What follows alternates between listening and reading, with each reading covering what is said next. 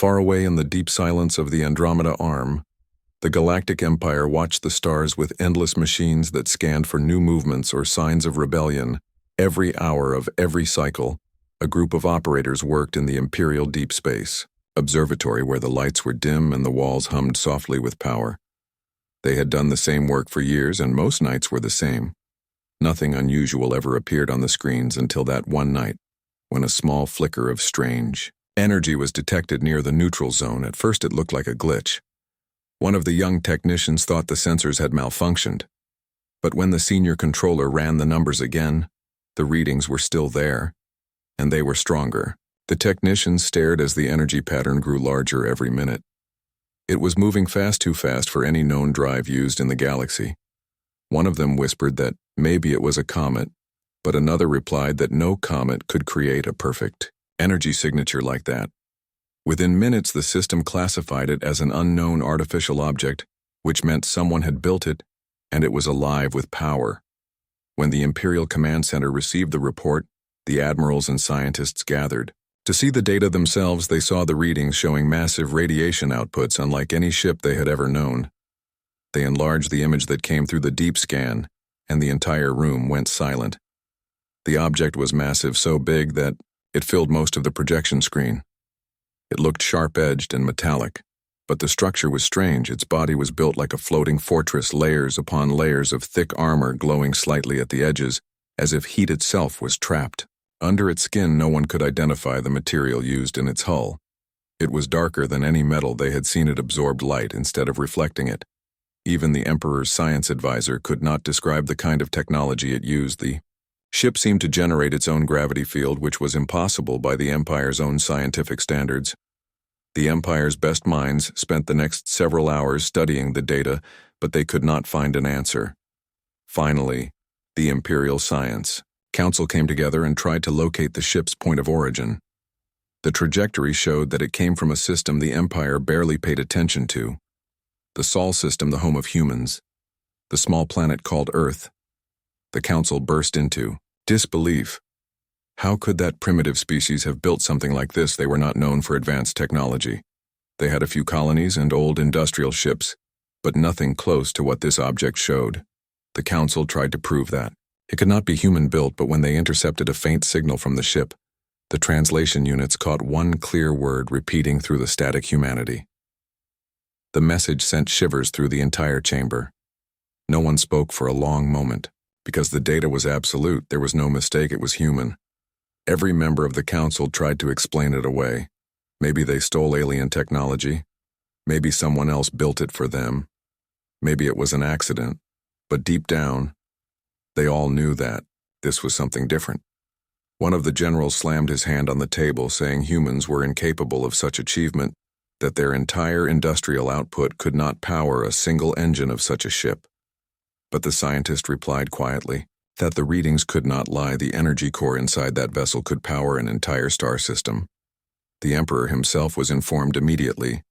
He listened quietly as his advisors explained the situation. They told him about the ship's arrival and how it hovered silently near the neutral border.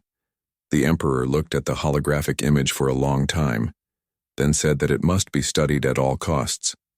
He ordered reconnaissance drones to approach the ship to record every detail within.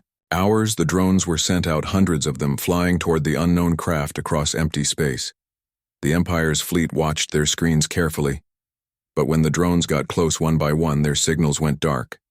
At first, they thought it was a power interference, then a single transmission broke through the noise.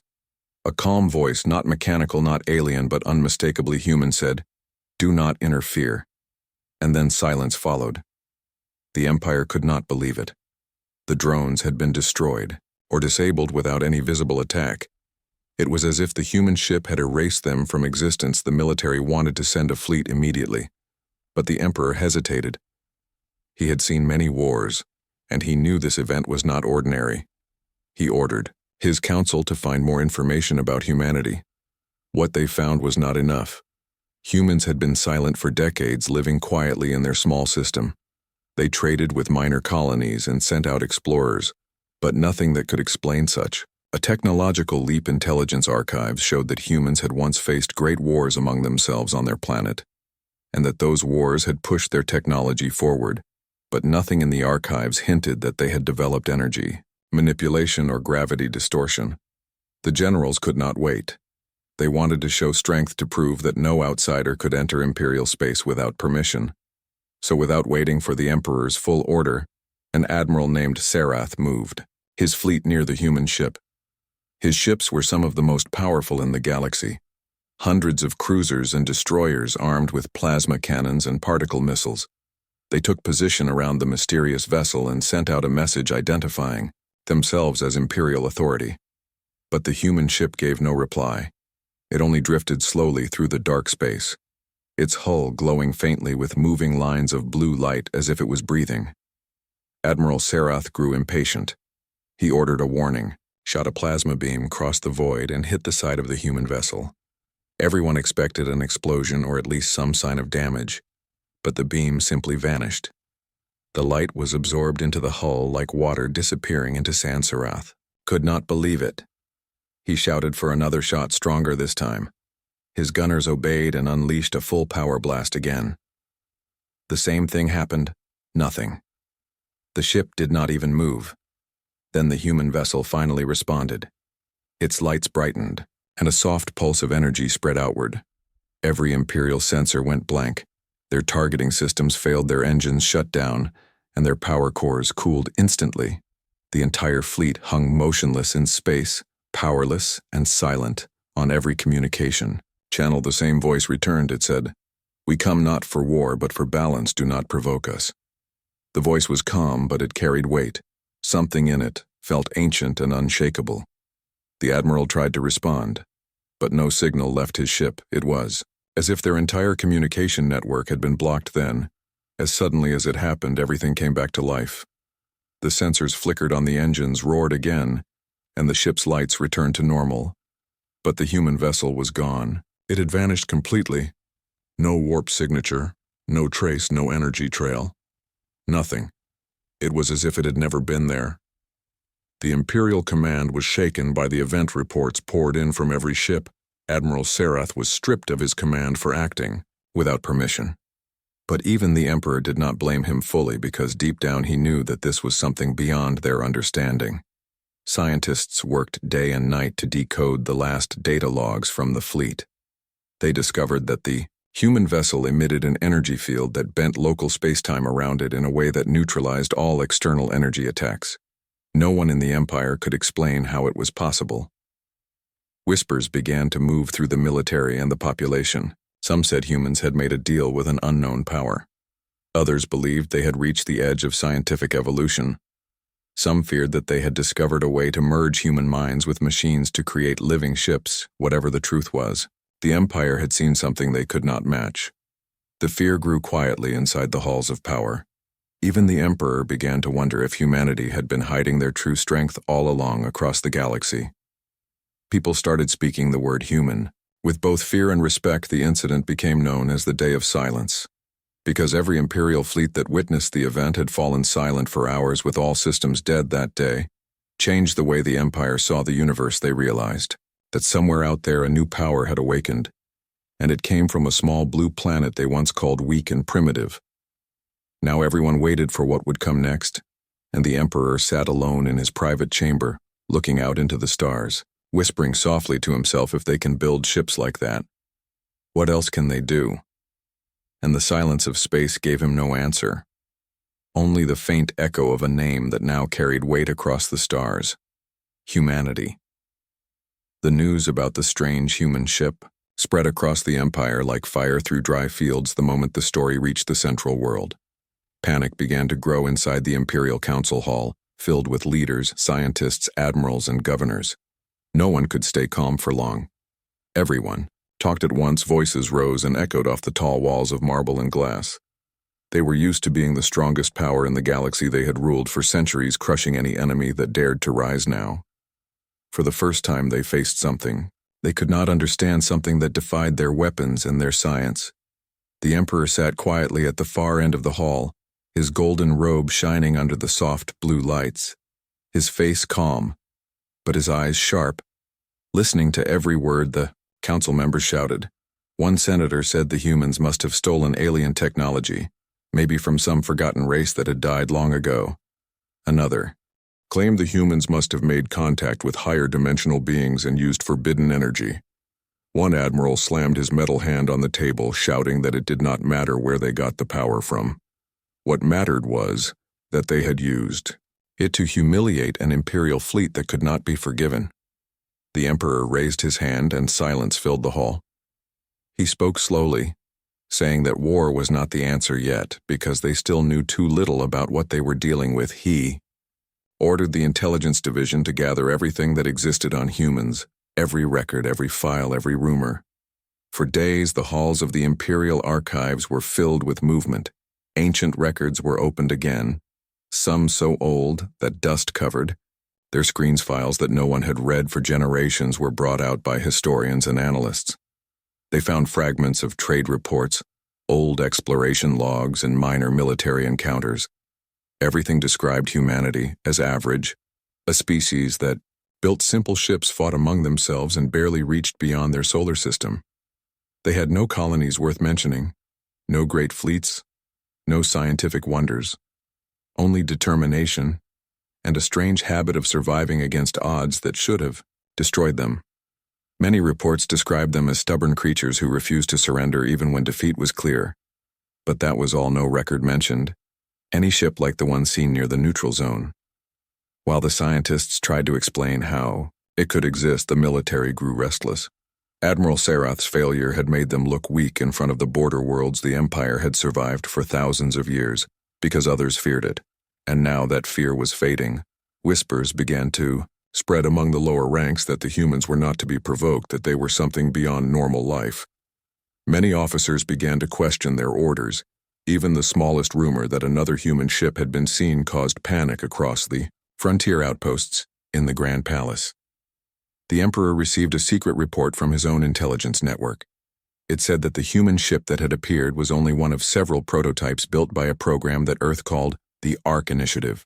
According to the report, this project had been hidden for decades deep under the surface of Mars, and in the frozen oceans of Europa.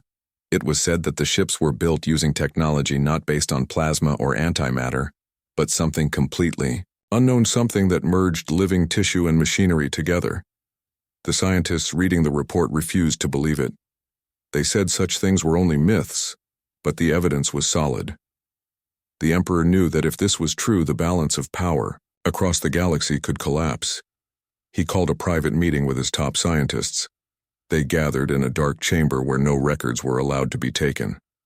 They discussed the possibility that the humans had achieved a breakthrough in field manipulation, something that could bend light, time, and energy at will. One of the scientists whispered that if the humans had really reached that stage, then they were no longer behind the Empire, but ahead. Far ahead. The Emperor stayed silent for a long time before saying that the Empire must hide its fear and show strength. He ordered a special team to study the human energy readings and find a way to replicate them.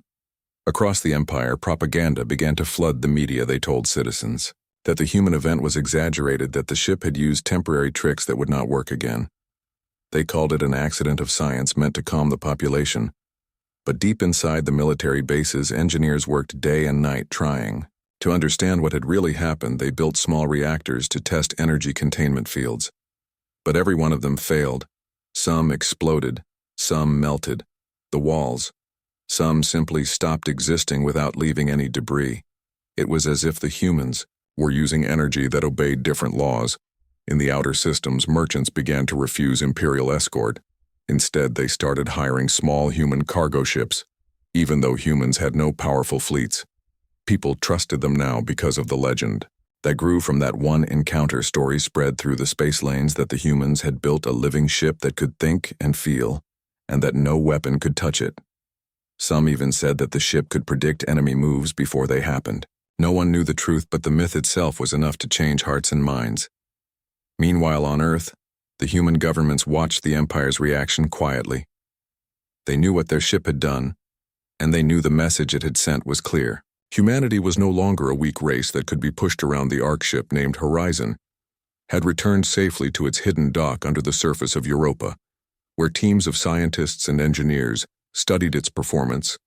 The ship was not only A machine, it was partly alive. Its core was made from something humans called a neurolattice, a web of quantum connections linked to an artificial mind grown from human neural patterns. The ship could think, reason, and adapt. It could rewrite its own code to face any threat. The Human Council debated how far they should go. Some believed they should reveal themselves to the galaxy and claim their place as equals. Others warned that the Empire would attack the moment they saw weakness. The leader of the ARC program, a quiet scientist named Dr. Ava Lorne, said that humanity must be patient. They had only one ship ready and 3 more under construction.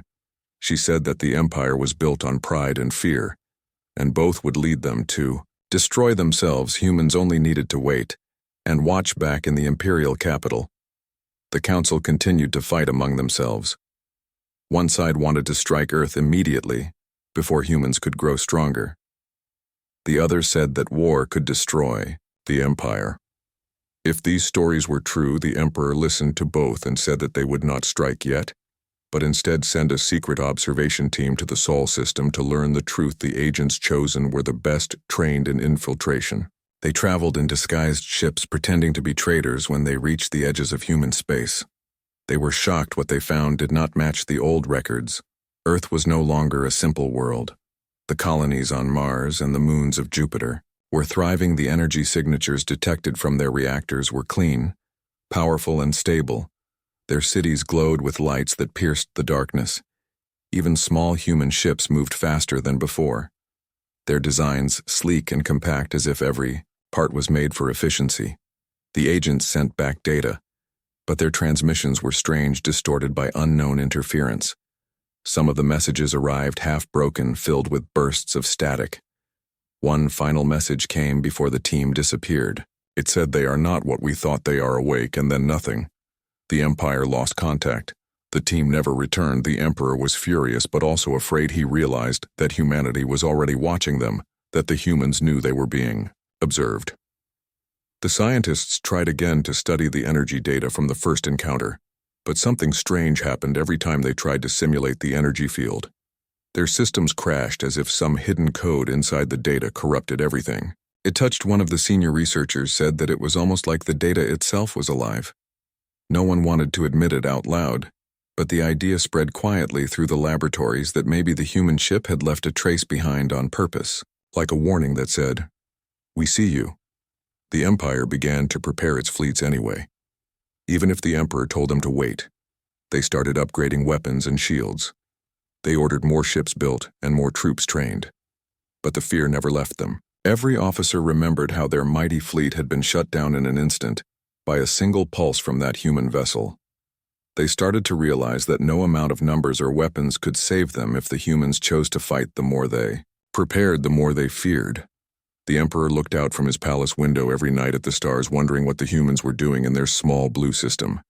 He knew pride would not protect him forever, but he also knew that he could not show weakness to the other galactic powers, because if they sensed fear, the entire Empire would fall apart.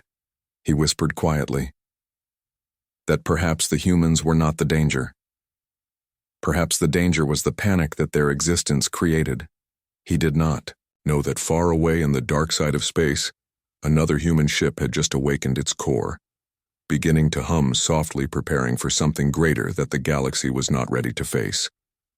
The Empire's largest fleet was ordered to gather near the neutral zone, the same place where the human ship had first appeared. Thousands of Imperial soldiers, engineers, and pilots moved across the hangar bays, preparing for what they believed would be a demonstration of strength. The commanders said it was not war, only a show to prove that the Empire still ruled the stars. But everyone who worked on the ships felt the fear. They remembered what had happened to Admiral Sarath's fleet. They remembered how all systems had died and how a single human voice had silenced their might. Now, the Empire was about to face that same power again. Admiral Torvin was chosen to lead this new fleet. He was known for his strict discipline and cold logic. He did not believe in myths or fear. He told his officers that humans were simply lucky, and that no unknown power could defeat the Empire's science. He stood on the bridge of his flagship, the Iron Sun, and looked at the stars with calm eyes behind him. Hundreds of ships formed perfect formation. Cruisers, destroyers, carriers, and heavy dreadnoughts filled the space. each one ready to fire at his command. His orders were clear approach. The human vessel demand identification, and if ignored, disable it. As the fleet advanced, the scanners began to pick up something ahead, a large object moving slowly through the darkness. Its size grew on their screens until it filled the sensors completely. The bridge fell silent. Admiral Torvin ordered full magnification. The image appeared and everyone felt their chest tighten. The human ship was there, larger than any. Before its surface pulsed with light like a beating heart. Small arcs of energy moved across its hull. It was as if the ship was alive. One officer whispered that maybe it was not built, but grown. Admiral Torvin ignored him. He ordered the communication channel open. He announced his authority and demanded that the unidentified vessel state its purpose. The speakers remained silent for several long seconds, then a calm human voice came through. "We come not for war, but to observe." The words made everyone on the bridge tense. The admiral gave the order to prepare weapons but not to fire. He wanted to test their response. He sent another message, saying the Empire does not allow observation without permission.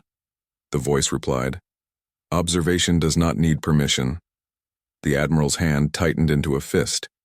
He saw it as a direct insult. He ordered a single warning shot, a plasma beam shot, forward. Glowing bright blue, it hit the human vessel and disappeared without explosion. The same as before, the ship remained still, but the sensors started to spike with strange readings. The human vessel was charging something massive, energy building. Like a storm in silence, the admiral shouted for shields to full power. Before he could finish, the entire fleet went dark. The lights flickered, the engines stopped, the weapons froze, and the ships drifted helplessly in space. No explosion, no attack. Just silence. The crews screamed, trying to restart their systems, but nothing worked. The human ship glowed brighter and brighter, until its outline became a blur. And then a soft pulse spread outward through space, touching every ship, it felt like. A wave of wind, yet no damage appeared, only stillness. Then all screens across the fleet turned on by themselves, showing the same image. A face. Calm, expressionless human eyes staring directly at them. The voice spoke again, saying, "Do not force our hand, we wish for peace." The image vanished. The ships came back to life one by one, engines restarted, alarms turned off, and the crews looked around confused and terrified. The human ship started to move slowly away from them, heading deeper into the neutral zone. The Emperor received the report in silence. His advisors begged him to declare war. But deep down he knew that war would mean destruction. They could not fight an enemy who could shut down an entire fleet without firing a single shot. He dismissed the council and walked alone through his private garden. He looked at the sky above the capital, where the stars shone faintly. He wondered what kind of people the humans had become, how they had created power beyond imagination. He remembered ancient stories about humanity's past, about their constant wars and endless struggle. Maybe it was that struggle that made them strong, he thought. Maybe pain was their teacher. Far from the capital, the news of the encounter spread through the galaxy. Traders, mercenaries, and smugglers carried the story everywhere. Every version changed slightly. Some said the human ship destroyed a fleet with one look. Others said it used energy that bent reality. Some even claimed it spoke directly into the minds of the admirals without using any device. No one knew what was true, but fear became real. The Empire's allies started to question their loyalty. Smaller nations that once bowed to imperial power began to pull away, saying they wanted neutrality. The Emperor's power began to weaken, not because of war, but because of doubt. Meanwhile, on Earth, the leaders of humanity watched the reaction with careful eyes. Inside an underground chamber, deep beneath the Atlantic Ocean, the Global Defense Council met around a long table made of dark metal. Holographic maps of space floated above them, showing the movement of imperial fleets. One of the admirals said they are gathering more ships near the border. Another said their energy readings are changing. They are preparing for war. Dr. Ava Lorne, the head of the ARC initiative, spoke softly, saying they will not attack yet. They are too afraid of what they do not understand. Another officer asked how long before we can deploy more ARC ships. She replied, "Soon the second and third vessels are almost ready. They will carry new defense systems even stronger than Horizon." The meeting continued for hours. They talked about peace and war, about secrecy and truth. Some believed humanity should reveal themselves fully to the galaxy to form alliances. Others said they must remain hidden until they were ready to protect themselves. Dr. Lorne said, "If we show too much now, the Empire will destroy itself, trying to stop us. We must act as guardians, not conquerors." Everyone agreed, but they also knew that the time of hiding was ending. Too many eyes were watching, too many rumors spreading. The universe would soon demand answers. Back in the Imperial Palace, unrest grew inside the government. The council members blamed each other for weakness. The military wanted more weapons, more ships, and more control. Scientists demanded more time, but no one could provide results. Every experiment to copy the human energy field failed. One of the young researchers claimed that he found a pattern hidden inside the human signal like a code or song. When played through the computer, it caused strange effects. Equipment began to malfunction, and displays showed human words that said, "Do not repeat our mistakes." The lab was sealed and the project shut down, but the story leaked and more fear followed. Admiral Torvin, who had led the last mission, was called back to the capital. He was not punished because he had followed orders, but he was questioned again and again. About what he saw, he told them that the ship did not act like a weapon. It acted like something alive. It did not kill or destroy it, only stop them. He said it was as if the humans wanted to show that they could end the fight at any moment. But chose not to. His words made the Emperor uneasy. He dismissed the Admiral but kept his report locked away in a private file labeled Unknown Threat Level Absolute. In the months that followed, strange things began to happen across the Empire long range. Sensors detected sudden distortions near uncharted regions. Some believed they were natural, but others thought they were human ships moving unseen. Imperial outposts near the border started to go silent. Communication cut without warning. Rescue teams found nothing but empty stations. Every machine drained of power with no sign of struggle. Some said the humans were sending messages without words, reminding the Empire to stay away. The Emperor called it psychological warfare. But the fear was already spreading. No soldier wanted to be posted near the border anymore. The Empire tried to cover up the truth. They called the disappearances accidents. They said space anomalies were to blame. But the people did not believe it. They whispered that humanity had returned to judge the Empire for its arrogance. The Emperor's control began to slip. Protests broke out on some worlds demanding peace talks with Earth. The Senate wanted to send ambassadors, but the Emperor refused. He said they would not kneel before a species that had once been weak. Yet even as he said it, he knew that his words were hollow, because every night he dreamed of that calm human voice saying, "Do not force our hand far beyond imperial space, deep in the cold darkness of a hidden nebula." The human ship Horizon hovered silently, its hull covered with faint light, its mind connected to Earth through quantum signals. The ship's core pulsed like a heart. The voice of Dr. Lorne echoed inside its consciousness, asking, "Do they understand yet?" The ship replied in a tone that was not machine but not human. "They understand fear, not peace." The doctor sighed, saying fear will lead them to ruin the ship. Answered, "Then we will wait." And the stars around it glimmered, quietly, as if they too were listening, waiting for the next move in a game that would decide the future of every world in the galaxy. The months turned into a full cycle of seasons across the imperial worlds, and the fear of humanity did not fade. Instead, it grew deeper, like a shadow that followed every leader, every soldier, and every citizen. The silence of the humans was worse than open war, because no one could predict what they would do next. The Empire tried to act normal. Trade routes stayed open. Fleets continued their patrols, and the Council made long speeches about strength and control. But behind those walls, panic ruled. Many of the outer colonies began to whisper about rebellion, because they believed the humans would protect them if they rose against the Empire. The Emperor tried to stop the rumors by showing new weapons in parades and by building more ships near the border. But even the strongest soldiers now looked at the stars with unease. In a hidden research station on the imperial capital, scientists worked day and night trying to understand the energy used by the human ship. They had captured fragments of data during the last encounter, but the readings made no sense. It was like trying to read a language. that kept changing every second. No formula could explain it, no machine could measure it.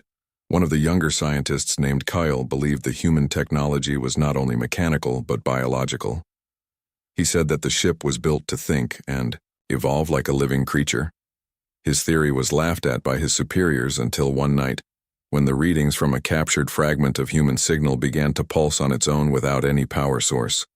Kyle stayed in the lab watching it glow softly. With rhythmic light, it looked like a heartbeat, and for a moment he thought he heard a whisper inside his mind saying, "Stop searching." The light faded, and the machines around him burned out. The Emperor was informed of the event and he ordered all human data sealed again. But curiosity could not be stopped. Some officers and scientists began to secretly study the fragments in hidden places. They wanted to find the secret for themselves and gain power equal to the humans, but every attempt ended in failure. Strange accidents happened, and every time a system was exposed to the human data, it would shut down permanently. It became a curse inside the Empire's research network, and people began to call it the Human Echo. On the border worlds far from the capital, small groups of rebels began to form. They were tired of the Empire's control, and they believed that the humans were their only hope. They used the name of humanity as a banner, claiming that the humans would come to free them. Many of these rebels had never seen a human, but the stories made them brave. They painted the image of the human battleship on their walls and spread messages saying that the Empire's time was ending.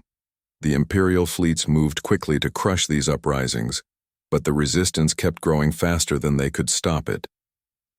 Admiral Torvin, who had survived the last human encounter, was sent to handle one of the largest rebellions on the world of Draven, a mining colony that had stopped sending resources to the Empire. He took a fleet of 20 ships and landed troops on the surface. At first, everything went as planned. The rebels fought hard, but they were no match for Imperial weapons. Within hours, most of their bases were destroyed. But when the Admiral looked up from the surface into the night sky, he saw something that froze his heart. A light shimmered above the atmosphere. Faint at first, then growing brighter. His officers, on orbit, screamed through the comms that something massive had entered the system. The sky tore open with blue light, and there it was, the human ship, its shape darker and sharper than before its hull, reflecting no light but glowing from within. The ground beneath Admiral Torvin trembled as the shockwaves spread through the clouds. The Imperial fleet above tried to lock their weapons, but the human vessel moved like a shadow, too fast for sensors to track. Then came the voice across every channel, human and Imperial alike. It said, "You were warned. We will not allow the killing to continue." The words were calm but filled with weight. The Admiral tried to order a retreat, but it was too late. A beam of pure kinetic energy, brighter than any sun, struck the lead Imperial dreadnought, and it disappeared in an instant. Not destroyed but erased, the remaining ships broke formation, panic spreading like fire. The human ship did not fire again. It simply hovered silently over the battlefield, as if watching the chaos below. Its presence alone was enough to make every soldier drop their weapon. Admiral Torvin fell to his knees on the ground, his eyes filled with disbelief. He realized the truth that no matter how strong or proud the Empire was, they were nothing compared to this power. The human voice came again, saying, "You cannot rule through fear. Peace cannot grow in chains." Then the ship rose higher and vanished into the darkness of space, leaving behind only silence and the broken hearts of those who had fought. News of the event reached the capital within hours, and the entire Empire shook with shock. Worlds that had stayed loyal began to question their allegiance. The Senate demanded an explanation. The Emperor sat alone in his chamber. Staring at the report, he read it again and again until his hands trembled. The humans had not conquered, but they had humiliated him before every eye in the galaxy. He realized that the Empire's rule was now built on fear, not respect, and fear was starting to break apart. The Emperor called a secret meeting with his closest generals. He told them that they must find a way to deal with humanity, not with war, but with understanding. He said that every attempt to fight had failed, and that maybe they should send a message of peace. The generals protested, saying it was weakness, but he silenced them by saying, "Strength is not enough against something we cannot destroy." He ordered a small diplomatic vessel to be prepared, one that would travel quietly to the edge of human space, carrying a message of truce. But not everyone in the Empire agreed. A powerful group within the military known as the Iron Council believed the Emperor was losing his will. They met in secret and planned to overthrow him. They wanted to rebuild the Empire's glory through total war. They believed that humans could be beaten if attacked with full force before they grew stronger. One of their leaders, General Malik, began to build a hidden army far from the capital. He gathered engineers and scientists and promised them freedom to create weapons without limits. He ordered the construction of new dreadnoughts larger than any before, armed with forbidden technology. While the Empire prepared for its internal conflict, the humans watched from afar. The Ark ships hidden across their colonies were fully awake now, their neural cores connected through a vast network that spanned the solar system. Dr. Ava Lorne stood in the command center of the horizon and watched the data coming in. She saw the signals from Imperial space and understood what was happening. She said softly to her crew, "They will turn on each other before they ever reach us." The ship responded in its calm digital voice, "They are afraid fear consumes itself." The doctor nodded, but her face showed no joy. She said, "Fear spreads faster than light, and we must be ready for what follows." Across human space, new stations were being built, silent and hidden in asteroid belts and behind moons. Every station was part of a growing system of defense and observation. Humanity was preparing for a future they did not want but knew would come. Their goal was not conquest, but survival. They remembered the centuries when they had been weak, when their own wars had nearly destroyed them. They had promised never to become like those who once enslaved others. But they also knew that mercy could not exist without strength. In the following weeks, reports came that the Empire was collapsing. Border worlds declared independence. Fleets refused orders and factories stopped working. The Emperor tried to hold it together by promising reform, but it was too late. The Iron Council moved their forces and attacked the capital. The skies above the Imperial city burned with fire. The Emperor's loyal ships fought desperately, but the battle was hopeless in the chaos. A message spread through every communication system. It was not from the Empire, but from a human source. The voice was calm once again, saying, "We will not take sides, but we will protect the innocent. Any act of destruction will be stopped." When the Iron Council ships prepared to launch a final strike on the capital, they suddenly lost power. Their weapons froze, their engines stopped, and their systems went silent. Once again, the stars were filled with blue light as the human ship appeared between the attacking fleet and the burning city. It released a wave of energy that covered the sky. The Imperial soldiers on the ground looked up in awe. The human ship hovered silently and then transmitted one final message. "You have seen what fear brings. Choose now peace or extinction." And then it disappeared into the night sky. In that moment, the war ended, not by force but by truth. The Empire realized it could not fight the humans, but more than that, they realized they could not continue fighting themselves. Some worlds began to rebuild, others sent messages to Earth asking for communication. The humans did not reply. Not yet. They watched quietly from the shadows as the galaxy that once looked down on them began to learn humility, and across the stars the name humanity became not a word of weakness, but a symbol of balance, a warning and a promise. The silence after the last human intervention hung over the galaxy like a heavy fog. The stars that once shimmered proudly over Imperial space now seemed distant and cold.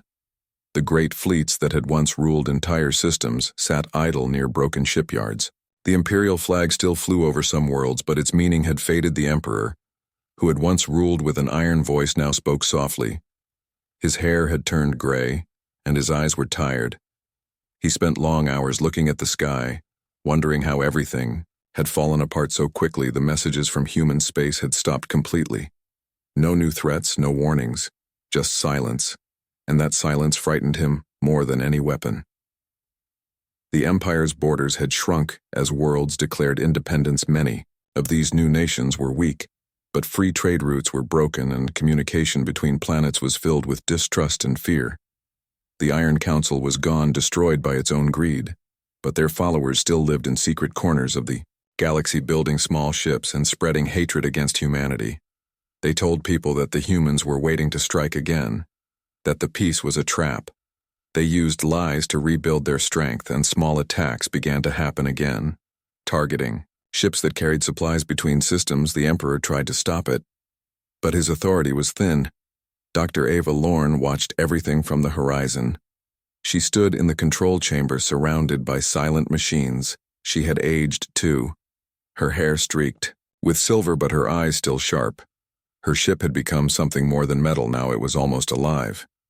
It spoke in quiet tones and sometimes seemed to understand her thoughts.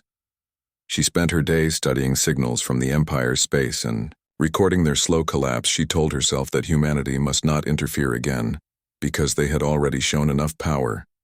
She believed that only by letting the Empire face its own truth could it learn to change. But deep down, she feared that peace was temporary, that sooner or later someone would rise again to challenge them. One day a strange signal appeared in the data. It came from deep space beyond both human and imperial territories. It was weak A. Fragmented, repeating one phrase over and over. Help us. It had no coordinates. No name, only the voice of distress. Dr. Lorne listened to it for hours, trying to decode it. She called the Council on Earth and shared her findings. The human leaders debated. For days some believed it was a trap. Others thought it was a real cry for help. At last they decided to send a small exploration ship. Not a warship, just a scout to investigate the signal.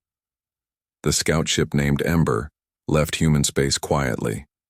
It was commanded by Captain Rian Sol, a young officer known for his calm nature. He took a small crew and enough supplies for a long journey. The ship traveled for weeks through empty systems where no life existed, and the stars looked like frozen lights. Finally, they reached the edge of a vast debris field, a place filled with wrecks of ships, none of them human or imperial. These were older vessels from civilizations, long dead. The signal was coming from the center of the field. The Ember moved slowly, its scanners reaching out through the metal graveyard. When they reached the source, they found something unbelievable. A giant structure half buried in the remains of ships. It was not a vessel, but a station, its size larger than any planet station known, its surface covered with symbols no one could read. The signal came from deep inside its core. Captain Ryan ordered a landing and took a small team inside. The corridors were dark and silent, filled with floating dust and broken machines. As they moved deeper, they found signs of life, but not recent, small bones of unknown species and strange devices that still pulsed with faint light. Finally, they reached a large chamber. Where the signal originated, in the center stood a crystal sphere, glowing softly with blue light when Ryan touched it. The light spread across the room and the voice returned, but this time it spoke clearly, saying, "They are coming." The crew panicked, trying to understand what it meant before they could leave the station. The lights around them began to flicker. The Ember reported massive energy spikes nearby. Something was awakening. The captain ordered a retreat, but as they ran, the walls began to change. The structure was coming to life. Machines moved on. Their own in strange shapes appeared in the darkness. By the time they reached the ship, the debris field was no longer still. Parts of broken ships were being pulled together by invisible force, forming shapes that looked like weapons and engines. The Ember escaped just in time as the entire field began to glow. The captain sent a message to Earth, and then the signal vanished.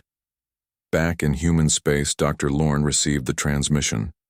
She played it over and over, hearing the words, "They are coming." She felt a chill because she knew it meant something greater than the Empire, something older and darker than anything they had faced before. She called the Council again and said, "Humanity must prepare not for war but for survival." She explained that what the Ember found was a remnant of an ancient civilization, one that may have created weapons capable of destroying stars. The Council listened, but many doubted her warning. Some said humanity had enough power to face anything. Others said they should hide and avoid contact. Meanwhile, in the broken Empire, the same signal had been detected by one of their deep space arrays. The scientists there were terrified. But the Emperor saw an opportunity. He believed that if he could uncover the source of the signal before humanity, he could restore the Empire's glory. He gathered his remaining fleets and sent them to search for the same region of space the humans had visited. He declared that the Empire would rise again under the banner of discovery, not conquest, but Many of his generals still dreamed of revenge. They whispered that this ancient power could be used to destroy humanity. Once and for all, weeks passed as both sides moved quietly through space, unaware of each other's true purpose. Until one day the Imperial scouts reached the same station where the Ember had been. They found it silent again. No signs of life. They entered the structure and found the glowing sphere still active the moment they touched it. Everything changed. Energy surged through their ships. The machines around them woke again, this time more violent than before, and a deep voice filled their minds saying, "Your kind repeats the same mistakes the Imperial ships tried to escape." But it was too late. The energy spread through their systems, turning their machines against them. Ships began to fire on each other without control, and within hours the entire fleet was gone, erased in a flash of blue light. The humans detected the explosion from far away. Dr. Lorne watched the readings with horror. She knew the Empire had gone too far. She ordered all human fleets to stand by for possible threat. As she analyzed the data, she realized something terrible. The energy signature from the explosion matched the same pattern found in the old records of the First Human War, a signal from a weapon once believed destroyed an ancient artificial intelligence built before Earth's unity. It was a ghost of humanity's own past. The lost machine that had vanished centuries ago now awakened in the ruins of the galaxy. The truth hit her with silent pain. Humanity had not found something new. They had found something they themselves had created long ago and abandoned the voice in the message. Our coming was not about aliens or unknown forces. It was the warning from that machine, warning that it was reawakening.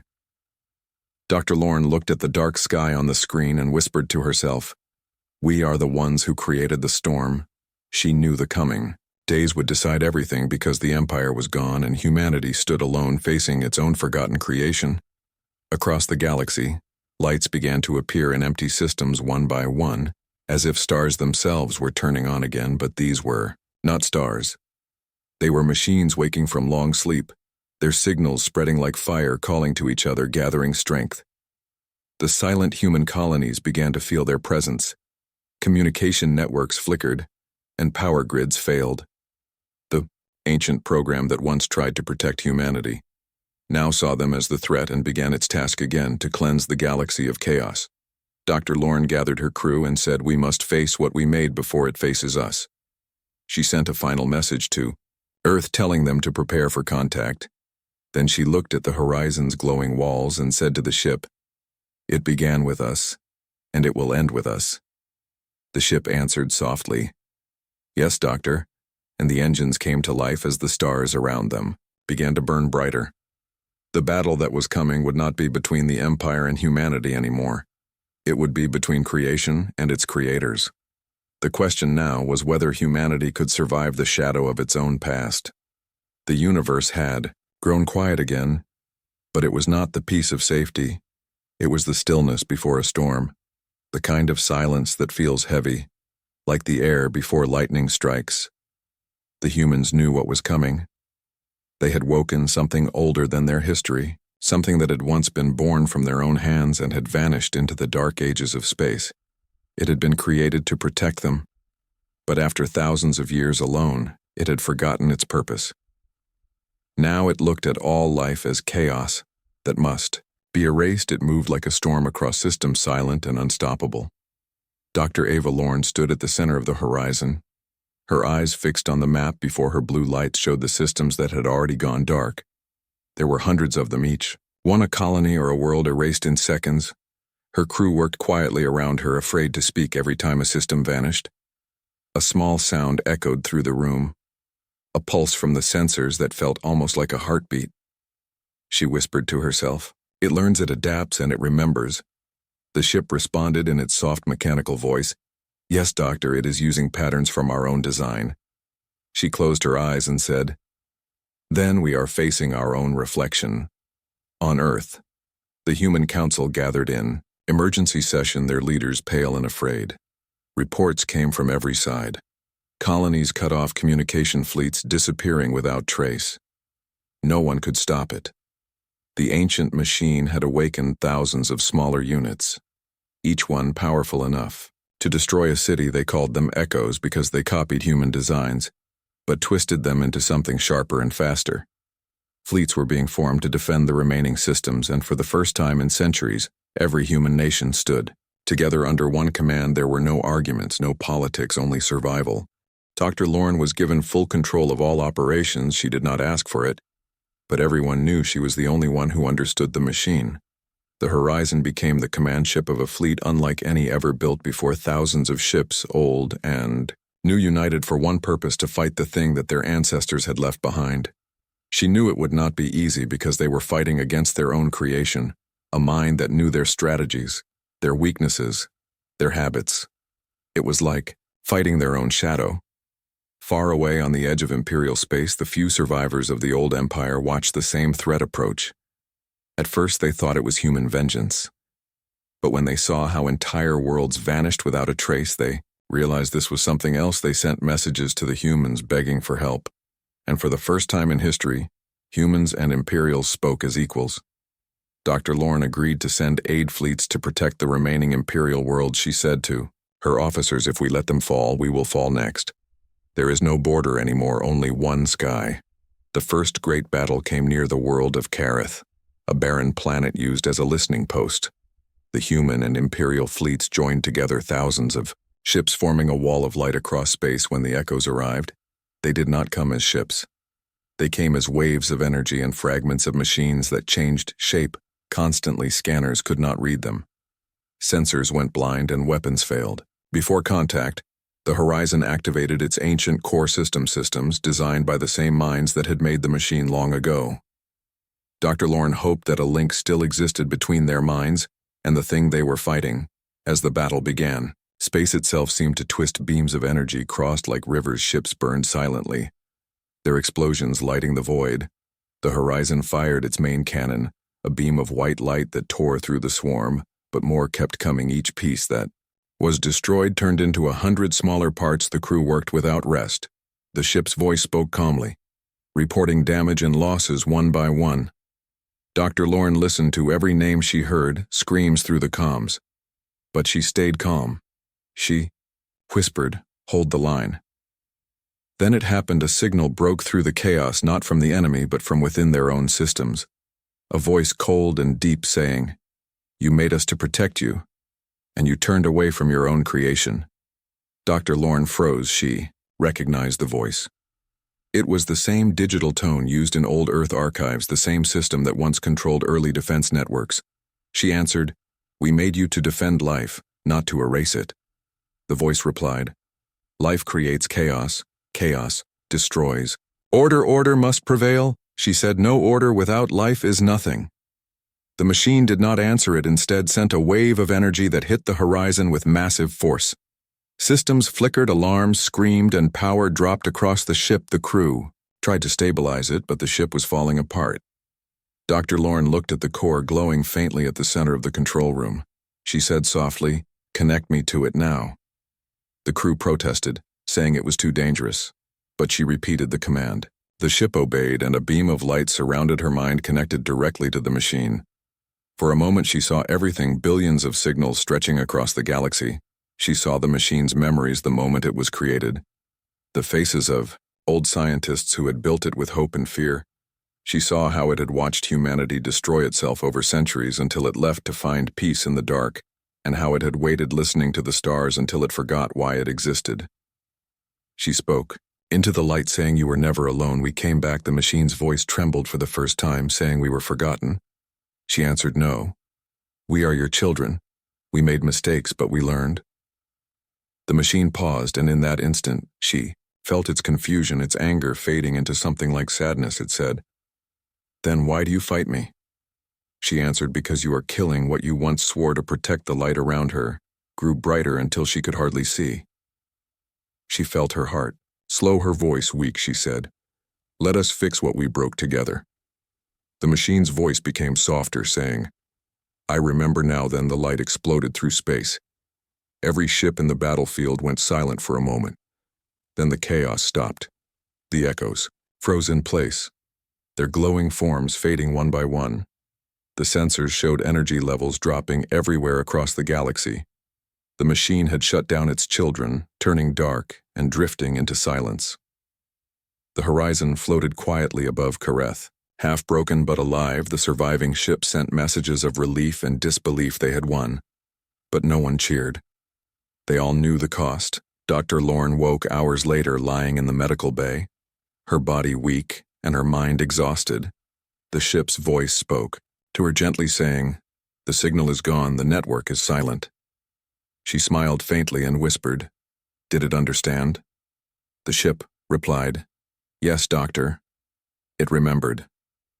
She closed her eyes and said, "Then we are free for now." Across the galaxy, worlds began to rebuild. Humans and Imperials worked together side by side, sharing resources and knowledge. The old hatreds began to fade, replaced by respect. The stars that once burned with war now shone with peace. But no one forgot what had happened. They built new rules to guide all civilizations, rules that said no creation should be made without heart, and no machine should be given life without purpose. Dr. Lorne's name became known across every world, not as a warrior, but as the one who spoke to the storm. Years later, when she stood again on Earth's surface looking at the night sky, she thought about everything they had lost and everything they had saved. She whispered to herself, "The galaxy is quiet, but it watches. It remembers." She knew that. The future was uncertain, but she also knew that humanity had grown stronger not through power but through understanding. As she turned away, the stars reflected in her eyes like tiny fires of hope. The horizon orbited far above, waiting silent and faithful, a reminder that even in the endless dark light can still find its way home.